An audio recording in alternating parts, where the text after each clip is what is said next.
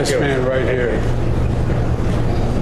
Good evening, everyone. 20 years ago, as chairman of the Senate Foreign Relations Committee, I made clear that the United States and India grew to be the closest friends and partners in the world. 20 years ago, as chairman of the Senate Foreign Relations Committee, I made clear that the United States and India grew to be the closest friends and partners in the world would be a safer place. I believe that even more today, now that I'm president. Mr. Prime Minister, Jill and I have had a wonderful time with you today during your truly productive visit. And tonight, it's a fitting way to celebrate the great bonds of friendship between India and the United States that will long endure. नमस्ते, सभी को शुभ संध्या। 20 साल पहले senate के विदेश संबंध समिति के अध्यक्ष के रूप में मैंने स्पष्ट कर दिया था कि अगर संयुक्त राज्य अमेरिका और भारत सबसे करीबी दोस्त और साथी बन गए, तब दुनिया एक सुरक्षित जगह होगी। राष्ट्रपति के रूप में मेरा यह मानना आज और भी अधिक सार्थक है। जिल और मैं, प्रधानमंत्री जी, आज आपके साथ एक अद्भुत समय हमने बिताया है और इस उत्पादक यात्रा के दौरान, और आज रात एक उपयुक्त तरीका है हमारी भारत और अमेरिका के बीच दोस्ती के महान बंधन का उत्सव मनाने के लिए, जो लंबे समय तक रहेगा। As many of you know, these bonds stretch back to America's earliest days. In 1792, our first president, George Washington, established one of the first consulates in Calcutta, nestled along the Bay of Bengal, a hub of commerce and culture. Home to more Nobel laureates, I might note, than any other Indian city, including the great Polish philosopher Tagore. And he wrote 2 national anthems, India and Bangladesh, and influenced great American thinkers as well. ये बंधन हमारे प्रारंभिक शुरुआती दिनों से आरंभ हुए थे। 1792 में हमारे पहले राष्ट्रपति जॉर्ज वॉशिंगटन ने अमेरिका के पहले वाणिज्य दूतावास की स्थापना कलकत्ता में की थी, जो बंगाल की खाड़ी के किनारे बसा हुआ है और वाणिज्य और संस्कृति का एक केंद्र है। किसी भी अन्य भारतीय शहर की तुलना में सबसे अधिक नोबेल पुरस्कार विजेताओं का शहर है, जिसमें महान कवि व दार्शनिक टैगोर शामिल हैं, जिन्होंने 2 राष्ट्रगान लिखे, भारत और बांग्लादेश के लिए, और महान अमेरिकी विचारों को प्रभावित किया। Over 100 years ago, Tagore sent his son to a college here in America. During his visit here, he traveled the country, and of the wisdom he said and he wrote in his life, in the bustle of all our work, there comes this cry, take me across. And where the mind is without fear, where the mind is led forward to ever-widening thought and actions into that heaven of freedom. End of quote. 100 साल पहले उन्होंने अपने बेटे को America में college भेजा। यहाँ की अपनी यात्राओं के दौरान उन्होंने संपूर्ण देश की यात्रा वो करते थे और अपने जीवन में इस ज्ञान के बारे में उन्होंने कहा और लिखा, वो इस प्रकार है, हमारे सभी काम की हलचल में यहाँ यह आवाज आती है, मुझे ले चलो, और जहाँ मन बिना किसी डर के है, जहाँ मन को आगे ले जाया जाता है, स्वतंत्रता के उस स्वर्ग में निरंतर व्यापक विचार और कार्रवाई में। As 2 great democracies in the bustle of our work, India and the United States, hear the cry and the call of destiny to take our nations and the world forward to a future worthy of our dreams, a future of greater prosperity, opportunity, liberty, equality for all, and for the good of the world. Because it's only when every person can grasp their fullest potential that we as nations can achieve our highest purpose. 2 महान लोकतंत्रों के रूप में हमारे काम की हलचल में भारत और संयुक्त राज्य अमेरिका नियति की पुकार और आवाज सुनो। हमारे देशों को आगे ले जाने के लिए और विश्व को आगे ले जाने के लिए, हमारे सपनों के योग्य भविष्य को आगे ले जाने के लिए, और एक भविष्य उसमें जिसमें अधिक सभी के लिए और सारे विश्व के लिए, उसके हित के लिए, जिसमें समृद्धि, अवसर, स्वतंत्रता और समानता हो, क्योंकि ये केवल तभी होता है जब हर व्यक्ति अपनी पूरी क्षमता को समझ सकते हैं, जिसे हम राष्ट्रों के रूप में उपलब्ध कर सकते हैं। यही हमारा सर्वोच्च उद्देश्य है। And may we always remember that it's our people that give our partnership strength. From all the backgrounds and beliefs, they inspire us, challenge us, tell us the truth, and push us forward. They're the reason our democracies endure, evolve, reflect, and renew generation after generation. और हम हमेशा याद रखें, ये हमारे लोग हैं जो हमारी साझेदारी को ताकत देते हैं। सभी पृष्ठभूमि और मान्यताओं से वे हमें प्रेरित करते हैं, हमें चुनौती देते हैं, हमें सच बताते हैं और हमें आगे की ओर बढ़ाते हैं। और ये कारण है हमारे लोकतंत्र में कि वो दृढ़ता दिखाते हैं और विकसित होते हैं, और वो प्रतिबिंबित करते हैं, नवीनीकृत करते हैं पीढ़ी दर पीढ़ी। I've seen in my visit to India, and I see in the diaspora here in America, in the arts, education, in the media, law, medicine, and science, and businesses of every size, in spelling bee champions, even in cricket clubs across the country, including back in my home state of Delaware, and a record number of Indian Americans in Congress who are here tonight: Rio, Ami, Raja, Sherry, Pamela, and well, I won't go on. Okay, मैंने इसे भारत की अपनी यात्राओं में देखा है और मैं इसे यहाँ अमेरिका में प्रवासी भारतीयों में भी देखता हूँ।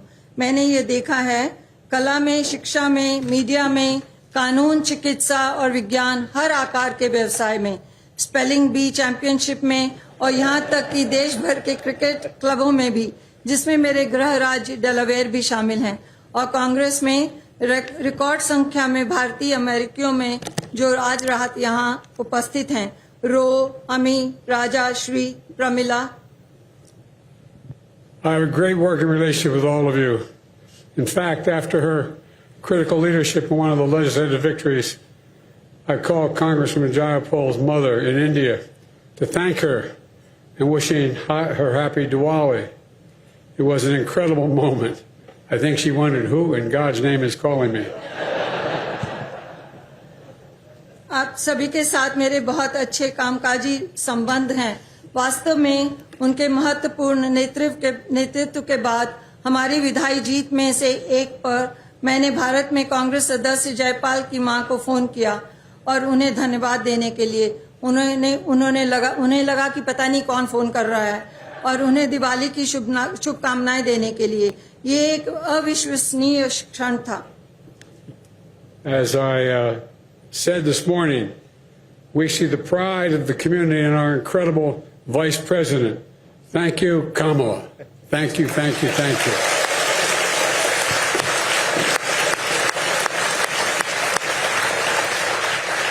Mr. Prime Minister, I got to get that translated.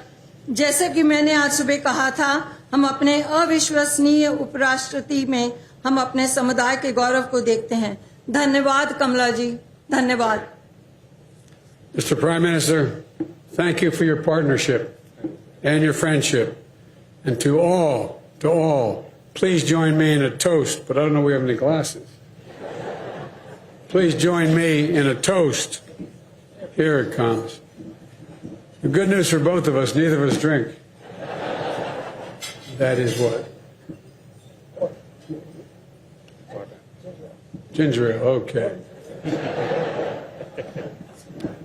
Mr. Prime Minister, I had an Irish grandfather named Ambrose Finnegan, and he used to say that when you give a toast and you don't have any alcohol in your glass, you must do it with your left hand. You think I'm kidding? I'm not. आप प्रधानमंत्री जी, आप हमें That wasn't in the हमारे script. कैमरोस थे जो उन्होंने कहा था कि अगर आप शराब नहीं पीते हैं तो आप बाएं हाथ से अपना ग्लास उठाएं, और मुझे लगा था हमारे पास पहले कोई ग्लास नहीं थे, लेकिन उन्होंने बताया कि इसमें जिंजर एल है। Toast to our partnership, to our people, to the possibilities that lie ahead, to two great friends, two great nations, and two great powers. Cheers. प्रधानमंत्री जी, आपकी साझेदारी के लिए धन्यवाद। आप सभी को मेरा अनुरोध है कि आप सब अपना ग्लास उठाएं और मेरे साथ टोस्ट में शामिल हों, हमारी साझेदारी के लिए, हमारे लोगों के लिए और आगे आने वाली सब संभावनाओं के लिए। दो अच्छे दोस्त, दो महान राष्ट्र और दो महान शक्तियां। चीयर्स।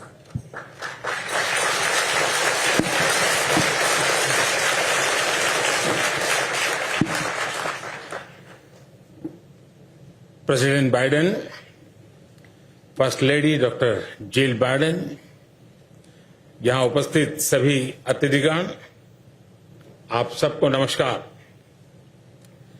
आज के शानदार रात्रि भोज के आयोजन के लिए मैं प्रेसिडेंट बाइडेन के प्रति हृदय से आभार प्रकट करता हूं। मैं डॉक्टर जिल बाइडेन का विशेष रूप से आभारी हूं कि उन्होंने मेरी यात्रा को सफल बनाने के लिए निजी रूप से इतना ध्यान दिया, इतने प्रयास किए। आज के भव्य आयोजन के लिए मैं उनका हृदय से अभिनंदन करता हूं। President Biden, First Lady Dr. Jill Biden, distinguished guests, good evening. First of all, I thank President Biden for this wonderful dinner today. My special thanks to Dr. Jill Biden for her personal efforts and attention in making my visit a success. I would also like to express my gratitude to her for the magnificent organization of today's event. कल शाम आपने अपने घर के दरवाजे मेरे लिए खोले। स्पेशल जेस्चर के लिए, आपकी मित्रता और गर्मजोशी भरे आदर सत्कार के लिए भी मैं आपका हृदय से बहुत बहुत आभारी हूं। Yesterday evening, you opened the doors of your house to me. I am deeply grateful to you for this special gesture, for your friendship and warm hospitality. मैंने देखा है कि आपकी मेहमान नवाजी से प्रभावित होकर कई बार आपके मेहमान गाना भी गाने लगते हैं। काश मुझ में भी गाने की कला होती तो मैं भी आपको कुछ सुनाता। I know your hospitality has moved your guests to sing. I wish I too had the singing talent. I would have also sung before you all. Mister president, आज की शाम को और अधिक खास बनाते हैं हमारे साथ उपस्थित दोनों देशों के सभी महानुभाव, लोकतंत्र और विविधता के मूल्यों को जीवन में साकार करते ये लोग हमारी सबसे कीमती पूंजी है। Mr. President, this evening is made special by the presence of the people of our two countries. Bringing the values of democracy and diversity to life, they are our most precious assets. आपने Japan में हम जब बैठे थे quad की summit में, तब आपने अपना एक प्रॉब्लम मुझे कहा था, और आपके लंबे सार्वजनिक जीवन के अनुभव को देखते हुए मुझे विश्वास है कि आपने उस प्रॉब्लम का समाधान कर लिया होगा, और जितने लोग यहां आना चाहते थे आप उन सभी को यहां पर फिट कर पाए होंगे। When we met in Japan for the Quad Summit, you mentioned a problem that you were facing. Well, looking at the vast experience of your long public life, I'm sure that you must have resolved that problem.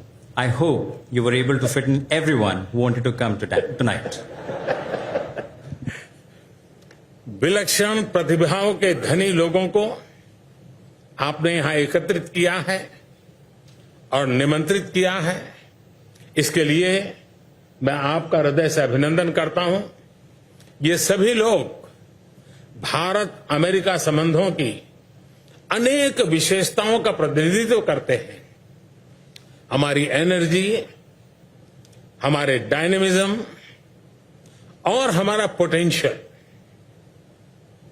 You've gathered a group of exceptionally talented and remarkable people tonight. I must commend you for that. All these people symbolize so much about the India-US relations, our energy, our dynamism, and our potential. Indian American लोगों ने America में बहुत लंबी यात्रा तय की है। भारतीय मूल्यों, भारत के लोकतांत्रिक परंपराओं और हमारी संस्कृति के गौरव से भरे हुए इन लोगों को अमेरिका के मेल्टिंग पॉट में निरंतर मान सम्मान मिला है।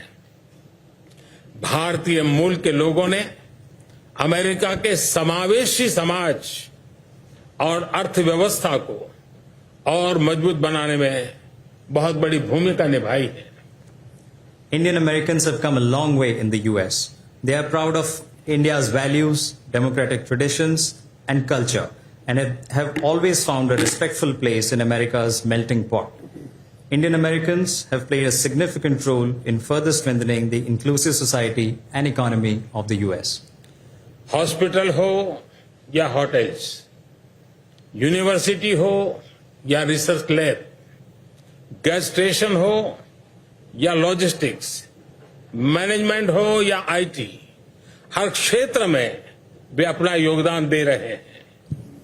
Be it hospitals or hotels, universities or research labs, gas stations or logistics, management or IT, they are making their mark everywhere. और अब तो कुछ लोग व्हाइट हाउस में भी पहुंच चुके हैं। And now some of them are even in the White House.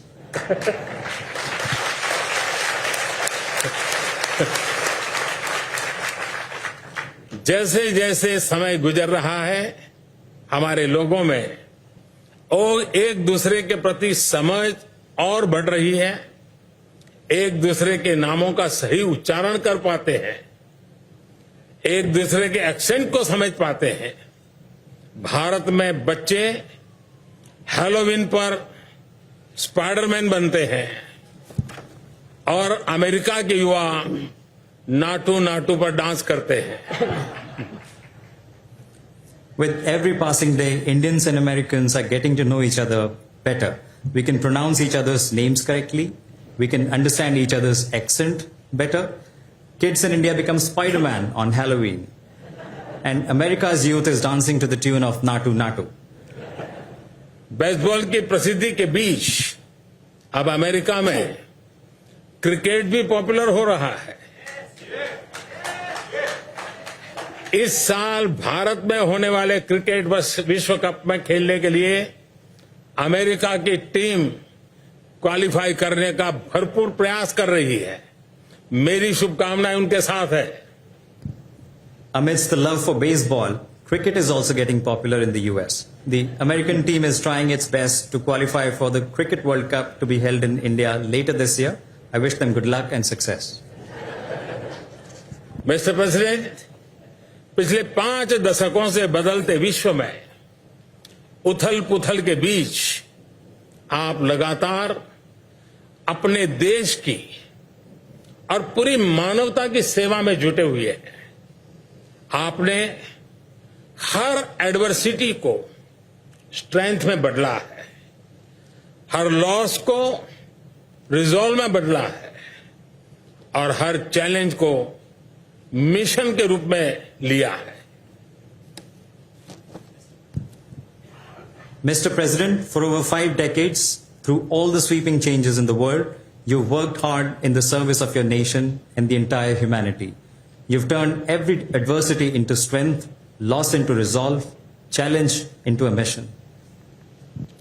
लगभग 1 दशक पहले जब आप उपराष्ट्रपति थे, तब मैं आपसे पहली बार मिला था और आज भी मैं आप में वही कमिटमेंट, वही इंटेंसिटी देख रहा हूं। I first met you nearly a decade ago when you were the Vice President, and I see the same commitment and intensity even today in you. आप बोलने में सॉफ्ट है, पर एक्शन में पूरी तरह स्ट्रांग है. You are soft spoken, but when it comes to action, you are very strong. और मैं समझता हूं कि आपकी इस यात्रा में एक शिक्षाविद के रूप में डॉक्टर जिल बाइडेन का भी बहुत बड़ा योगदान रहा है. And I know that as an educationist, Dr. Jill Biden has made a tremendous contribution in this journey. Friends, आज राष्ट्रपति बाइडेन और मैंने अनेक विषयों पर विस्तार से गहन चर्चा की. शायद हमारी टीम्स नोट्स लेते लेते भी थक गई होगी, लेकिन फिर भी ऐसा लग रहा था कि समय कम रह गया. Friends, President Biden and I had some very wide-ranging and deep conversations today. I think our teams got tired of taking notes, and yet it felt like we were running out of time. मैं Bharat America संबंधों के बारे में और अधिक नहीं बोलना चाहता. आज ये मेरा 5वां संबोधन है या शायद 6ठा. मैंने तो वाकई गिनना भी छोड़ दिया है. I don't want to speak too much about India-US relations because I know this is my 5th speech for the day, or maybe it's the 6th. As you can see, I really have lost count. Mister president, जब आपने 2014 में मेरे लिए banquet रखा था, उस दौरान संयोग से मैं नवरात्रि के 9 दिन के मेरे फास्ट चल रहे थे. मुझे याद है आप बार बार मुझसे पूछ रहे थे कि मैं व्रत के दौरान क्या कुछ भी नहीं खाऊंगा, लेकिन मेरे लिए कुछ भी खाना संभव नहीं था. मैं कुछ खा नहीं रहा था, और जिसकी वजह से आप बहुत ही कंसर्न भी थे. उस समय मुझे प्रेम से कुछ खिलाने की आपकी जो इच्छा थी, मुझे लगता है आज वो पूरी हो रही है. Mr. President, in 2014, when you had hosted a banquet for me, at that time I was observing a 9-day religious fast. And I remember you were asking me again and again what I could eat during my fast. But it was not possible for me to eat anything. And you were quite concerned about it. Well, today I'm making up for it. All that you desired at that time with so much affection is being fulfilled today. मैं जानता हूं